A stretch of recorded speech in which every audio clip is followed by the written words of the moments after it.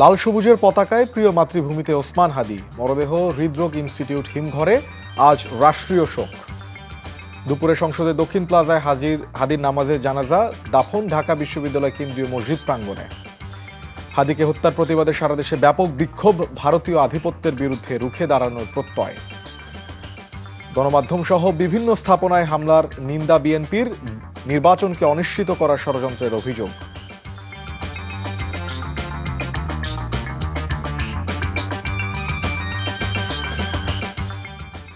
আসসালামু আলাইকুম, মোর্শেদ শোভন স্বাগত জানাচ্ছি এনটিভির মধ্যরাতের খবরে।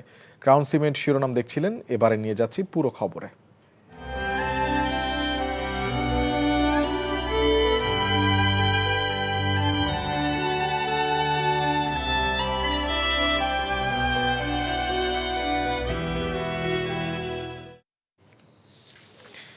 লাল সবুজের পতাকা মুড়িয়ে বিপ্লবী কণ্ঠস্বর শরীফ ওসমান বিন হাদির মরদেহ দেশে পৌঁছেছে।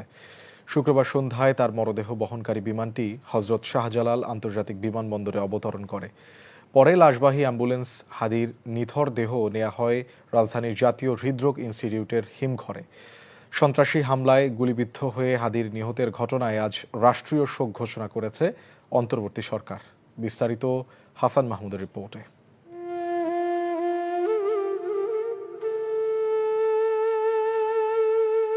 বিমানবন্দরের মাটি স্পর্শ করে এক বিপ্লবী দেশে ফিরলেন। তার নিথর দেহ যেন বিপ্লবের জয়গানকে দিকে দিকে দ্বিগুণ করে ছড়িয়ে দিয়েছে। বজ্রকণ্ঠ আর বারুদের আওয়াজে এক হাদির সেই স্লোগান প্রতিধ্বনিত হয়েছে লাখো কণ্ঠে, ইনকিলাব জিন্দাবাদ। হজরত শাহজালাল আন্তর্জাতিক বিমানবন্দরে হাদিকে বহনকারী বিমান পৌঁছলে বিএনপি, জামায়াতে ইসলামী, এনসিপি সহ সব দল মতের নেতারা গ্রহণ করেন হাদির কফিন। ঝালকাঠির নলছিটির এক দুর্বার বিপ্লবী হয়ে উঠলেন বাংলাদেশের সময়ের রক্তঝরা প্রতিবাদী এক পোস্টার। শরীফ ওসমান হাদিকে বিমানবন্দর থেকে অ্যাম্বুলেন্সে করে নিয়ে যাওয়া হয় জাতীয় হৃদরোগ ইনস্টিটিউটে। পথে পথে ওসমান হাদিকে দেখতে হাজারো মানুষের অপেক্ষা আর স্লোগানে উত্তাল ছিল রাজধানীর রাজপথ। ওসমান হাদির মরদেহ রাখা হয়েছে জাতীয় হৃদরোগ ইনস্টিটিউটের হিমঘরে। এই ওসমান হাদির মৃত্যুর মধ্য দিয়ে আমাদের বাংলাদেশ বিনির্মাণে আমরা নতুন করে শপথ নিতে চাই এবং আমরা বলতে চাই যে একটি বাংলাদেশপন্থী নতুন একটি রাজনৈতিক বন্দোবস্তের দিকে আমরা যেতে চাই। ওসমান বিন হাদির মাত্র ৩২ বছরের সংক্ষিপ্ত এক জীবন জনতার হৃদয়ে উছলে পড়া ভালোবাসায় হয়ে উঠেছে গোটা বাংলাদেশের বিপ্লবের বিস্তৃত প্ল্যাটফর্ম, যা সব ছাপিয়ে জায়গা করে নিয়েছে মানুষের মানসপটে। Hasan Mahmud, NTV news, Dhaka. এদিকে আজ দুপুর ২টায় জাতীয় সংসদ ভবনের দক্ষিণ প্লাজায় অনুষ্ঠিত হবে ওসমান হাদির নামাজের জানাজা। শুক্রবার প্রধান উপদেষ্টার প্রেস উইং থেকে এ তথ্য নিশ্চিত করা হয়েছে। জানাজায় আসার সময় কোনো প্রকার ব্যাগ বা ভারী বস্তু বহন না করার অনুরোধ করা হয়েছে। একই সঙ্গে সংসদ ভবন ও এর আশেপাশের এলাকায় ড্রোন উড়ানো নিষিদ্ধ করা হয়েছে। এদিকে ইনকিলাব মঞ্চের ফেসবুক পেজে জানানো হয়, ঢাকা বিশ্ববিদ্যালয় কেন্দ্রীয় জামে মসজিদ চত্বরে জাতীয় কবি কাজী নজরুল ইসলামের সমাধির পাশে সমাহিত করা হবে ইনকিলাব মঞ্চের মুখপাত্র শহীদ শরীফ ওসমান হাদিকে।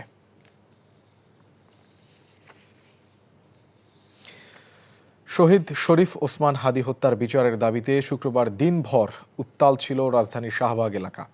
বৃহস্পতিবার থেকেই রাস্তা অবরোধ করে বিক্ষোভ করতে থাকেন বিক্ষুব্ধ ছাত্র জনতা। জুম্মার নামাজ শেষে রাজধানীর বিভিন্ন স্থান থেকে শাহবাগের উদ্দেশ্যে জড়ো হতে থাকেন হাজারো মানুষ।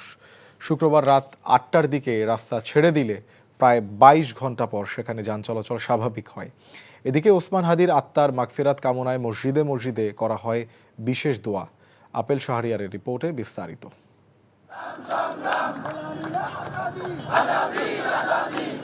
ইনকিলাব মঞ্চের মুখপাত্র ওসমান হাদির হত্যার প্রতিবাদে উত্তাল শাহবাগ চত্বর।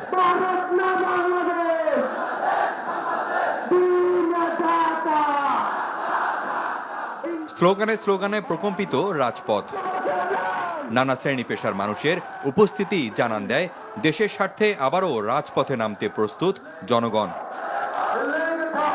দল মত ঐক্যবোধ যে আমরা দল মত ভুলে যাই, সবাই একসাথে রাজপথে নামছি। আমরা দাবি ভারত থেকে তাদেরকে ফিরিয়ে আনা, এনে তাদেরকে এই শাহবাগের চত্বরে ফাঁসি দেওয়া হোক। হাদিকে হত্যার প্রতিবাদে সমাবেশের আয়োজন করে ডাকসু। ভারতীয় আগ্রাসন রুখে দিতে ঐক্যবদ্ধ হওয়ার আহ্বান জানান বক্তারা। এই হত্যাকাণ্ডের সাথে জড়িত যারা এখনো আওয়ামী লীগ সেবাদাস বিভিন্ন প্রশাসনের রন্ধ্রে রন্ধ্রে বসে আছে, তাদেরকে অনতিবিলম্বে অপসারণের দাবি জানাচ্ছি। কথা পরিষ্কার, এক বিন্দু রক্ত থাকা পর্যন্ত এদেশে ভারতের আধিপত্য মেনে নেব না। এদেশে আওয়ামী লীগ নামক এই পাপ আমরা বহন করব না ইনশাআল্লাহ। হত্যাকারীদের গ্রেপ্তার ও বিচার না হওয়া পর্যন্ত রাজপথ না ছাড়ার হুঁশিয়ারি বিক্ষুব্ধদের কণ্ঠে। শাহবাগ চত্বরেই জুমার নামাজ আদায় করেন বিক্ষোভকারীরা। নামাজ শেষে ওসমান হাদি, আবরার ফাহাদ সহ জুলাই গণঅভ্যুত্থানে নিহত সবার রুহের মাগফিরাত কামনায় দোয়া করা হয়।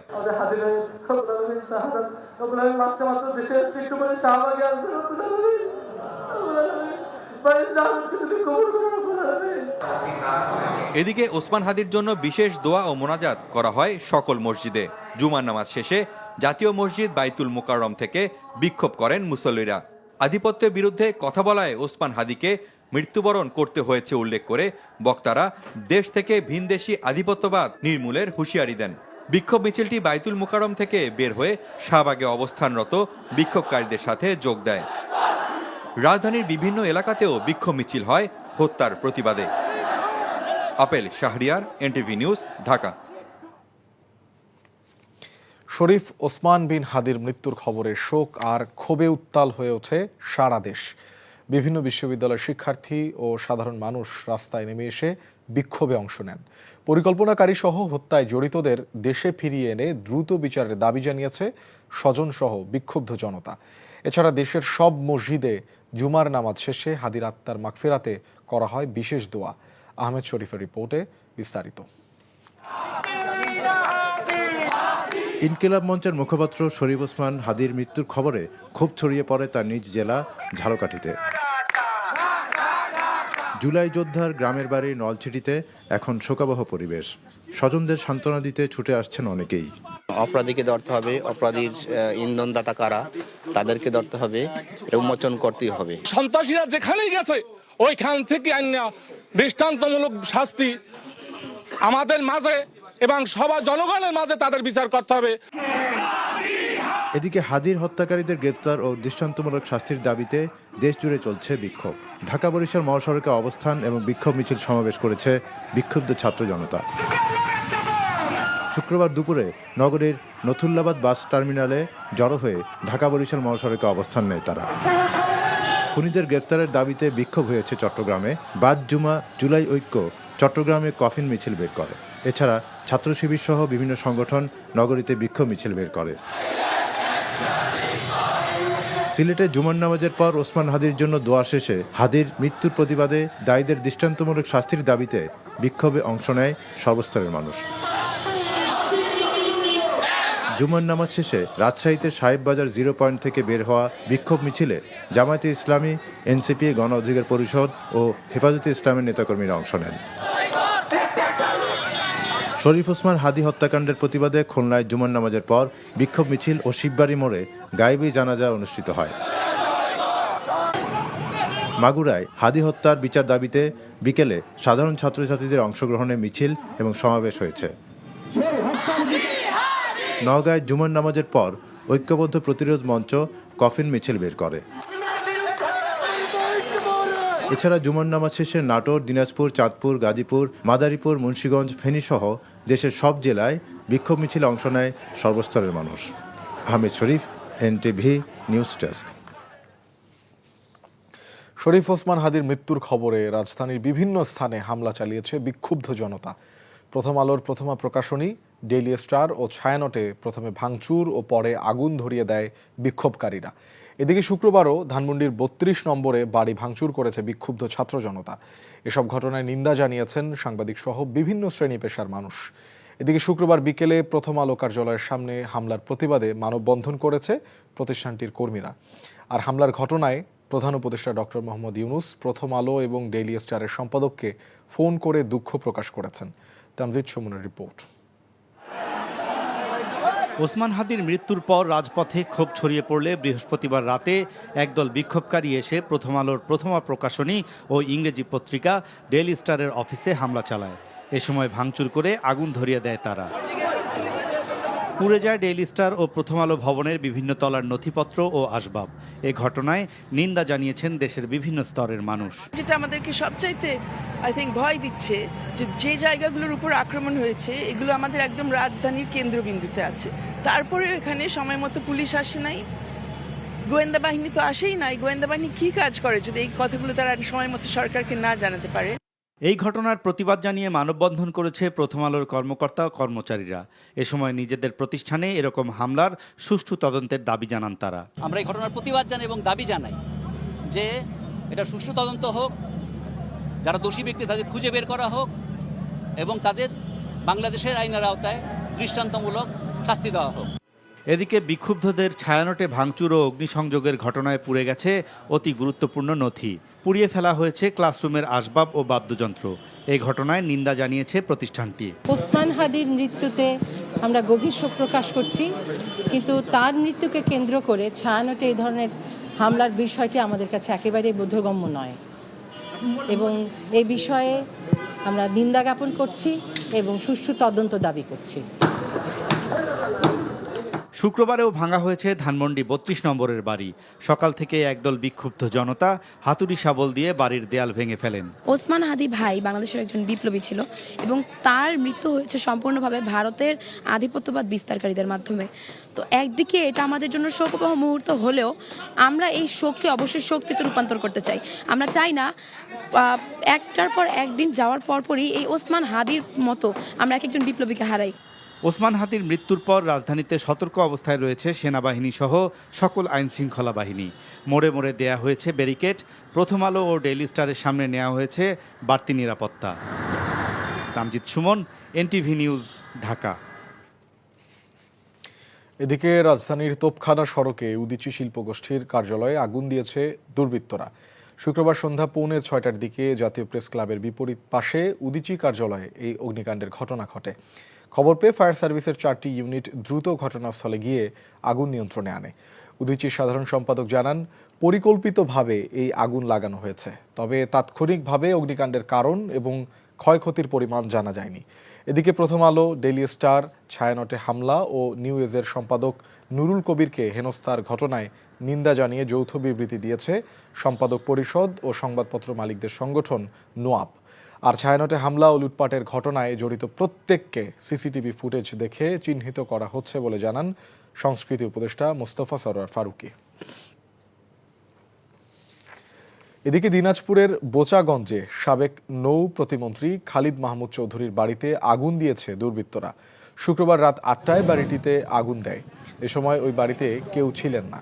আগুনে বাড়ির আসবাবপত্র পুড়ে গেছে। বোচাগঞ্জ ফায়ার সার্ভিস ঘটনাস্থলে গিয়ে আগুন নিয়ন্ত্রণে আনে। এদিকে একই সময়ে সাবেক মেয়র আব্দুস সবুর ও যুবলীগ নেতা তুষারের বাসায় আগুন দিয়েছে দুর্বৃত্তরা। সহিংসতার ঊর্ধ্বে উঠে জাতিকে ঐক্যবদ্ধ হওয়ার আহ্বান সরকারের। শরীফ ওসমান হাদির পরিবার ও সন্তানের দায়িত্ব নেবে রাষ্ট্র, এমনটি জানান উপদেষ্টারা। শুক্রবার বিকেলে রাজধানীর হাতিরঝিলে শরীফ ওসমান হাদির বাসভবনে পরিবারের সদস্যদের সাথে সাক্ষাৎ শেষে এসব কথা বলেন উপদেষ্টারা। সহিংসতা ও দলীয় স্বার্থের ঊর্ধ্বে উঠে দেশের চলমান সংকটে জাতীয় তরুণ সমাজকে ঐক্যবদ্ধ হওয়ার আহ্বান জানিয়ে সমাজ কল্যাণ উপদেষ্টা শারমিন এস মুর্শিদ বলেন, এই সংকট মোকাবেলায় সবাইকে দায়িত্বশীল ভূমিকা রাখতে হবে। এ সময় স্বাস্থ্য উপদেষ্টা নূরজাহান বেগম এবং মৎস্য ও প্রাণী সম্পদ উপদেষ্টা ফরিদ আখতার জানান, জুলাই যোদ্ধা ও ইনকিলাব মঞ্চের মুখপাত্র শরীফ ওসমান হাদির স্ত্রী ও সন্তানের সম্পূর্ণ দায়িত্ব নেবে সরকার। হাদির চিকিৎসায় কোনো ধরনের কার্পণ্য করা হয়নি বলেও জানান তারা। দাফনের বিষয়টি পরিবারের সিদ্ধান্ত অনুযায়ী হবে। দেশের এই মুহূর্তে প্রজ্ঞা দরকার, ঐক্যের দরকার এবং গভীর জ্ঞানের ভিতর দিয়ে, অভিজ্ঞতা জ্ঞানের ভিতর দিয়ে আমাদের সামনের দিকে এগোতে হবে। এই ছোট্ট বাচ্চাটা যে তার বাবার কোনো স্নেহ পাবে না, তার মা বয়সে অনেক কম, তো সেদিক থেকে আমরা এটা ঘোষণাই দিয়েছে যে তার স্ত্রী এবং সন্তানের দায়িত্ব সরকার নেবে। ওর মতন একটা মানুষের জন্য মানে করতে তো কারো কোনো রকম কার্পণ্য করার কোনো সুযোগ নাই। কাজে আমাদের দিক থেকেও কোনোভাবেই অন্য কিছু চিন্তা করার অবকাশ ছিল না। সারা দেশে গণমাধ্যম সহ বিভিন্ন স্থাপনায় হামলার নিন্দা ও ঘৃণা জানিয়েছে বিএনপি। শুক্রবার রাতে গুলশানে দলের স্থায়ী কমিটির জরুরি বৈঠক থেকে এই নিন্দা জানানো হয়। পরে সংবাদ সম্মেলন থেকে মির্জা ফখরুল ইসলাম আলমগীর বলেন, সরকারের নাকের ডগায় সংঘটিত এ ধরনের ঘটনা নির্বাচনকে অনিশ্চিত করার ষড়যন্ত্র। পুরনো চিহ্নিত মহল দেশকে পরিকল্পিতভাবে নৈরাজ্যের পথে ধাবিত করতে চায়। অনেক রক্তের বিনিময়ে অর্জিত আমাদের ভোটাধিকার তথা গণতান্ত্রিক অধিকারকে তারা নস্যাৎ করে দিয়ে দেশে ফ্যাসিবাদের একটি নতুন সংস্কার। জনগণ মনে করছে যে সরকারের ভূমিকা সন্তোষজনক নয়। শান্তিকামী গণতান্ত্রিকামী দেশবাসীর পক্ষ থেকে এই ঘৃণ্য ষড়যন্ত্রকারীদের আমরা হুঁশিয়ার করে দিতে চাই, এত রক্তের বিনিময়ে অর্জিত আমাদের দেশকে আমরা ধ্বংস করতে দিতে পারি না। এই অপশক্তিকে ঐক্যবদ্ধভাবে রুখে দিতে হবে। এই ষড়যন্ত্র প্রতিহত করতে নৈরাজ্য বিরোধী সকল রাজনৈতিক সামাজিক শক্তির আজ ঐক্যবদ্ধ হওয়ার কোনো বিকল্প নাই।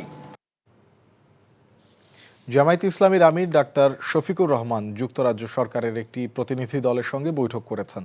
পরে পূর্ব লন্ডনের একটি হলে এক সংবাদ সম্মেলনে অংশ নেন তিনি। শুরুতে তিনি ইনকিলাব মঞ্চের মুখপাত্র ওসমান হাদির মৃত্যুতে গভীর শোক প্রকাশ করেন। এরপর শুভেচ্ছা বক্তব্যের মাধ্যমে তিনি উপস্থিত সাংবাদিকদের বিভিন্ন প্রশ্নের উত্তর দেন। সংবাদ সম্মেলনে জামায়াতে আমির বলেন, বাংলাদেশের মানুষ একটি সুষ্ঠু, অবাধ ও নিরপেক্ষ নির্বাচনের প্রত্যাশা করছে।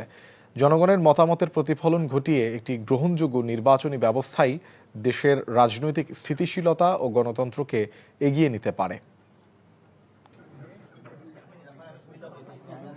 এরকম বহু দেশেই বহু কিছু ঘটে। এই যে 4 দিন আগে অস্ট্রেলিয়ায় একটা ঘটনা ঘটেছে, এই জন্য কি গোটা সমাজ দাঁড়ায় যাবে, স্থবির হয়ে যাবে? না, সমাজ তার গতিতে চলবে। কিন্তু যারা এই ধরনের পারপিট্রেটর, তাদেরকে আইনের আওতায় এনে তাদেরকে বিচার করতে হবে। এটা একটা মিসপ্রপাগান্ডাও ধরতে পারে, যাতে আমাদের দেশটা আনস্টেবল থাকে।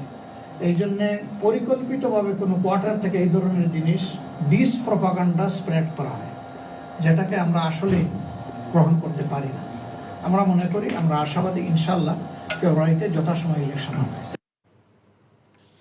সাম্প্রতিক উত্তেজনা ইস্যুতে বাংলাদেশের সঙ্গে ঢাকায় নিযুক্ত ভারতীয় কর্মকর্তারা সরাসরি আলোচনা করবেন, এমন তথ্য জানিয়েছেন ভারতীয় কংগ্রেসের এমপি এবং পররাষ্ট্র বিষয়ক পার্লামেন্টারি কমিটির প্রধান শশী থারুর। একই সঙ্গে শিগগিরই পরিস্থিতি স্বাভাবিক হবে বলে আশা প্রকাশ করেন তিনি। বাংলাদেশের জনগণ এবং সরকারকে তাদের প্রতিবেশীর সঙ্গে ঘনিষ্ঠ সম্পর্কের উপর আরও বেশি গুরুত্ব দেওয়ার আহ্বান জানান শশী থারুর। তিনি বলেন, ভারতীয় সরকারকে পরিস্থিতি খুব সাবধানতার সঙ্গে পর্যবেক্ষণ করতে হবে। বাংলাদেশে 2টি ভারতীয় ভিসা কেন্দ্র বন্ধ করার বিষয়কে হতাশাজনক হিসেবে আখ্যা দেন এই ভারতীয় এমপি।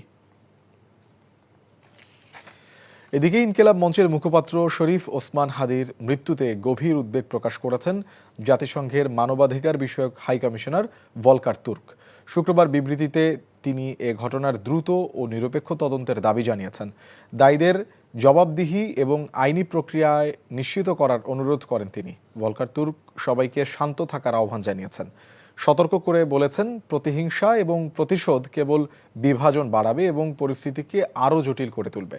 একই সঙ্গে অস্থিরতা যাতে আর না বাড়ে সে বিষয়ে সরকারকে যথোপযুক্ত ব্যবস্থা নেওয়ার আহ্বান জানিয়েছেন জাতিসংঘের মানবাধিকার বিষয়ক high commissioner. BNP chairperson Begum Khaleda জিয়ার শারীরিক অবস্থার কিছুটা উন্নতি হয়েছে বলে জানিয়েছেন তার ব্যক্তিগত চিকিৎসক ও বিএনপির স্থায়ী কমিটির সদস্য doctor AZM Zahid Hossain.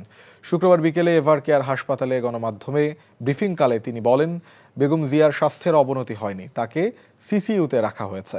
Operation থিয়েটারে বেগম জিয়ার ছোট একটি প্রসিডিউর করা হয়েছে বলেও জানান ডক্টর জাহিদ। বেগম জিয়া গত 23শে নভেম্বর থেকে শারীরিক নানা সমস্যা নিয়ে এভার কেয়ার হাসপাতালে ভর্তি আছেন। স্বাস্থ্যের অবনতি হলে 27শে নভেম্বর থেকে আইসিইউতে রাখা হয়েছে বিএনপি চেয়ারপারসনকে। বিদেশে নেয়ার কথা থাকলেও তার শারীরিক অবস্থা বিদেশে নেয়ার মতো না থাকায় তাকে আর বিদেশে নেওয়া হয়নি।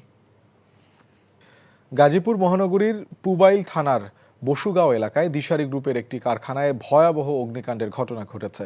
শুক্রবার বিকেলে 3টার দিকে দিশারি পলি অ্যান্ড প্যাকেজিং কারখানায় হঠাৎ করে আগুনের সূত্রপাত হয়। কারখানার নিজস্ব ব্যবস্থায় আগুন নিয়ন্ত্রণের চেষ্টা করে। পরে ফায়ার সার্ভিসে খবর দেওয়া হয়। ফায়ার সার্ভিসের 5টি ইউনিট গিয়ে সন্ধ্যায় 7টার দিকে আগুন নিয়ন্ত্রণে আনে। তবে কিভাবে আগুন লেগেছে তা নিশ্চিত করতে পারেনি ফায়ার সার্ভিস।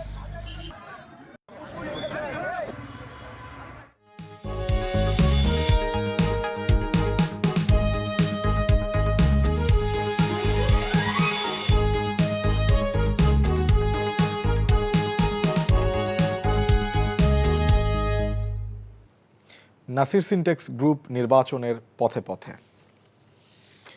ঢাকা 1 দোহার নবাবগঞ্জ সংসদীয় আসনটি এতদিন ছিল প্রভাবশালী রাজনীতিবিদ ও শিল্পপতিদের ক্ষমতার লড়াইয়ের মাঠ। হেভিওয়েট প্রার্থীদের অর্থবিত্ত, প্রভাব ও পাল্টাপাল্টি ক্ষমতা প্রদর্শনের এই আসনে বহু বছর পর এবারই প্রথম প্রার্থী নয়, দল ও মার্কার নির্বাচনে নিজেদের পছন্দের প্রার্থীকে বেছে নেওয়ার সুযোগ পাবে ভোটাররা। মূল প্রতিদ্বন্দ্বিতা হবে বিএনপি ও জামায়াতের মধ্যে। দোহার নবাবগঞ্জ থেকে ফিরে আরও জানাচ্ছেন ওবায়দুল্লাহ মামুন, ছবি তুলেছেন মুখলেসুর রহমান। বিনা ভোটে পাস, রাতের ভোট দিনে আর ডামি নির্বাচনের কারণে আগ্রহ হারিয়ে ফেলেছিল ভোটাররা। এসব অপরাধ ঢাকতে ফ্যাসিস্ট শেখ হাসিনা ইচ্ছে করে কিছু আসনে বিতর্ক উত্তেজনা তৈরি করে রাখত। তার একটি এই দোহার নবাবগঞ্জ আসন। এখানে নির্বাচনের নামে চলত অর্থ আর পেশি শক্তির মহড়া। তবে আসন্ন জাতীয় সংসদ নির্বাচনে সেই দৃশ্যপটে পরিবর্তন হয়েছে। আসনটিতে বিএনপির মনোনয়ন পেয়েছেন জেলা বিএনপি সভাপতি খন্দকার আবু আশফাক। তার প্রতিদ্বন্দ্বিতা করছেন জামায়াত প্রার্থী ও শিবিরের সাবেক secretary general barrister Nazrul Islam. এছাড়া মাঠে আছে এনসিপি ও ইসলামী আন্দোলন। বিএনপি সরাসরি প্রচারণা চালালেও কৌশলী জামায়াত। প্রার্থীরা নানা রকম বুলি ছড়ালেও দেখে শুনে এবার সিদ্ধান্ত নিতে চান ভোটাররা। যুব সমাজ আছে, আমরা এমন প্রার্থী চাচ্ছি যিনি আগামী বাংলাদেশকে একটি সুষ্ঠু সুন্দর বাংলাদেশ, সমৃদ্ধশালী বাংলাদেশ হিসেবে গড়ে তুলতে পারবেন, যেখানে কোনো দুর্নীতি, চাঁদাবাজ, সন্ত্রাসবাজ এগুলো থাকবে না। ভালো মনের একটা মানুষ চাই, ঠিক আছে, যে যাতে দিন সুষ্ঠু নির্বাচন হয়, যারা ইয়াং জেনারেশন আছে তারা যেন ভোটটা সুষ্ঠুভাবে দিতে পারে। দিনের ভোট রাত্রে হয়েছে সেটা সবাই জানে। আমার দাদা বা দাদি এরকম অনেকেই মারা গেছে 20 বছর আগে, 30 বছর আগে। ভোট কেন্দ্রে যায় দেখে যে সে কবর থেকে এসে ভোট দিছে।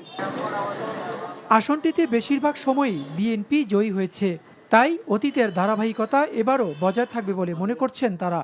সাম্প্রদায়িক সম্প্রীতি বিশ্বাস করেন। সাম্প্রদায়িক সম্প্রীতি বাংলাদেশের নয় শুধু ঢাকা জেলা নয়, এবং সারা বাংলাদেশে এটা রক্ষা করার দায়িত্ব বাংলাদেশ জাতীয়তাবাদী দল যেভাবে করে থাকেন, অন্য কোনো দল সেভাবে করতে পারে না। এই ধরনের কর্মকাণ্ডের ফলে আমাদেরকে ভোট দিবে বলে আমাদের দৃঢ় বিশ্বাস। তবে স্বতন্ত্র প্রার্থী হিসেবে সাবেক যোগাযোগ মন্ত্রী ব্যারিস্টার নাজমুল হুদার মেয়ে অন্তর হুদা, প্রয়াত এমপি আব্দুল মান্নানের মেয়ে মেহনাজ মান্নান ও জাতীয় পার্টির সালমা ইসলামের নামও শোনা যাচ্ছে। 1991 থেকে এ পর্যন্ত দোহার নবাবগঞ্জ আসনটি বিএনপির দুর্গ হিসেবে পরিচিত। আসন্ন ত্রয়োদশ জাতীয় সংসদ নির্বাচনে স্বতন্ত্র প্রার্থীর অংশগ্রহণ এবং সংখ্যালঘু ভোট পাল্টে দিতে পারে ভোটের হিসেব নিকেশ। ওবায়দুল্লাহ মামুন, এনটিভি নিউজ, দোহার, ঢাকা।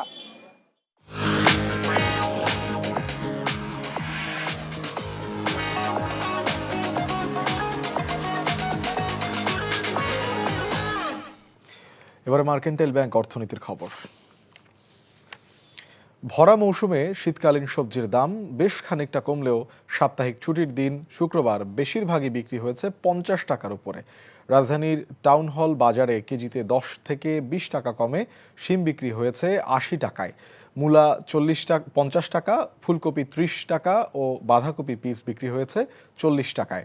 বিক্রেতারা বলেছে শীতকালীন সবজির দাম কমলেও গরমের পটল ও করলার দাম 20 টাকা বেড়ে বিক্রি হয়েছে 100 টাকা কেজি দরে। এদিকে ভারত থেকে আমদানি বাড়ায় 10 টাকা কমে দেশি পেঁয়াজ বিক্রি হয়েছে 130 থেকে 140 টাকায়, আর মুড়ি কাটা 80 থেকে 90 টাকায়। আরও কমেছে ডিমের দাম, ডজন প্রতি 5 টাকা কমে লাল ডিম বিক্রি হয়েছে 110 টাকায়, আর সাদা ডিম 105 টাকায়। কেজিতে 10 থেকে 20 টাকা কমেছে মুরগির দাম। ব্রয়লার মুরগি বিক্রি হয়েছে 160 টাকা ও সোনালিকা মুরগি 250 টাকায়।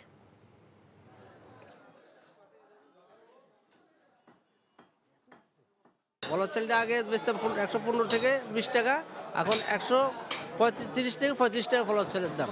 গ্যাসের সপ্তাহ সিম ছিল 120 টাকা কেজি, এই সপ্তাহ 80 টাকা, 60 টাকা, 70 টাকা কেজি। মূলা হয়েছে 40-50 টাকা কেজি। গ্যাসের সপ্তাহ থেকে প্রায় 20 টাকা 30 টাকা কেজিতে এই সপ্তাহ কম আছে।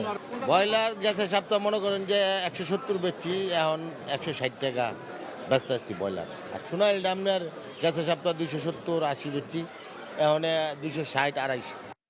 এবারে প্রবাসের খবর।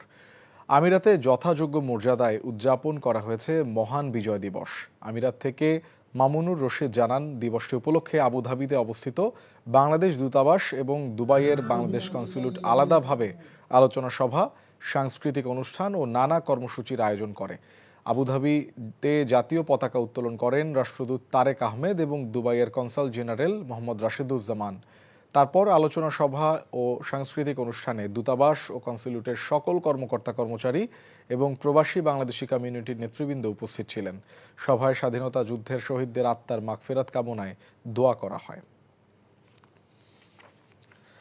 সৌদি আরবে মহান বিজয় দিবস পালন করেছে জেদ্দাস্থ বাংলাদেশ কনস্যুলেট। জেদ্দা প্রতিনিধি মাসুদ সেলিম জানান, কনস্যুলেট প্রাঙ্গণে জাতীয় পতাকা উত্তোলন করেন কনসাল জেনারেল মোহাম্মদ শাখাওয়াত হোসেন। তারপর অস্থায়ী স্মৃতিসৌধে ফুলেল শ্রদ্ধা নিবেদন করেন কনসাল জেনারেল সহ কমিউনিটির বিভিন্ন সংগঠন। দিবসের আলোচনা সভায় উপস্থাপনা করেন কনস্যুলেটের কার্যালয়ের প্রধান কনসাল মেহবুব জামান। সভায় প্রবাসীদের সৌদি আইন মেনে চলার আহ্বান জানান কনসাল জেনারেল। তাছাড়া প্রথমবারের মতো পোস্টাল ব্যালটের ভোট দেওয়ার আহ্বান জানান। এ উপলক্ষে বিভিন্ন প্রতিযোগিতার আয়োজন করা হয়। মহান বিজয় দিবস পালন করেছে মালয়েশিয়াস্থ বাংলাদেশ হাই কমিশন। এনটিভির স্টাফ করেসপন্ডেন্ট কায়সার হামিদ হান্নান জানান, হাই কমিশনে জাতীয় পতাকা উত্তোলন করা হয়। হাই কমিশনার মঞ্জুরুল করিম খান জানান, চৌধুরীর সভাপতিত্বে আলোচনা সভায় 71 ও 24-এর শহীদদের স্মরণে নীরবতা পালন করা হয়। স্বাধীনতা যুদ্ধের উপর নির্মিত প্রামাণ্য চিত্র প্রদর্শন করা হয়। এ সময় মালয়েশিয়ায় বসবাসরত বাংলাদেশি কমিউনিটির নেতৃবৃন্দ, বিভিন্ন রাজনৈতিক, সামাজিক, সাংস্কৃতিক ও পেশাজীবী সংগঠনের নেতৃবৃন্দ, শিক্ষার্থী, সাংবাদিক ও হাই কমিশনের কর্মকর্তা কর্মচারীরা উপস্থিত ছিলেন।